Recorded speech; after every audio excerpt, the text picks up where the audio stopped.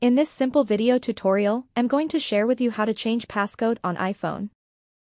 Regularly changing your iPhone passcode is essential for protecting your personal data and enhancing security. To do this, simply head to your phone settings. On the settings page, scroll down onto this option of Face ID and passcode. You will have to enter your current passcode first. Now onto this page, scroll down onto this option of Change Passcode. Still enter your current password.